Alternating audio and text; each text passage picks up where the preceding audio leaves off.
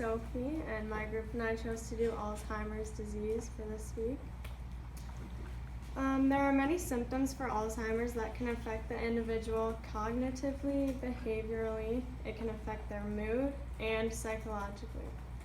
Some cognitive symptoms include memory loss, which is the key symptom for Alzheimer's, mental decline, difficulty thinking and understanding, confusion in the evening hours, which is also known as sundowning, delusion, forgetfulness, and making things up. The behavioral symptoms include aggression, agitation, difficulty with self-care, wandering, and irritability. The various moods that are shown in individuals with Alzheimer's include anger, apathy, discontent, loneliness, and mood swings. And psychological symptoms include depression, hallucination, or paranoia. There's some other symptoms that include jumbled speech, loss of appetite, and inability to combine muscle movements. However, these symptoms are not as common as the 4 categories previously stated. After seeing these symptoms, a nurse would go through a history assessment, a physical exam, and a psychosocial assessment. So for the history assessment, secondary sources such as a family member are used for diagnosis because the patient is often unaware of a thought processing problem. Also, past medical history should be evaluated for previous head injury, surgery, recent falls, headache, and a family history of Alzheimer's. There are progressive stages that reflect the symptoms of the individual with Alzheimer's. The healthcare provider will assess the stage that he or she is in by observing their symptoms through a physical exam. And lastly, the nurse needs to assess the family for its ability to cope with this progressive disease, to provide physical and emotional care for the patient, and to meet financial responsibilities. And a multidisciplinary team assessment approach is recommended for the patient and family.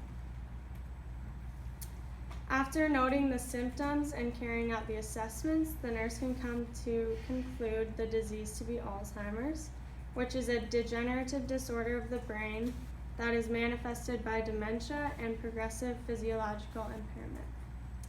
It involves a progressive decline in 2 or more areas of cognition, which include memory, language, calculation, visual spatial perception, which is needed for movement, depth, and distance perception, judgment, abstraction, and behavior. The overall cause for Alzheimer's is unknown. However, there are 3 major risk factors that are unchangeable, and these are age, family history, and genetics. The greatest known risk for Alzheimer's is increasing age, but this is not a direct cause of it. Family history is also a strong risk factor, so if you have a family member who has Alzheimer's, you're more likely to develop the disease as well. And then Alzheimer's genes have been found in both risk and deterministic genes, which are genes that influence the development of a disease. Research has shown that there are some risk factors related to Alzheimer's that we may be able to influence, those of which are related to general lifestyle and wellness choices. There is a strong link between head injury and future risk of dementia, so it is important to protect your brain by simply wearing a seatbelt or a helmet. And then there is also a connection between brain health and heart health.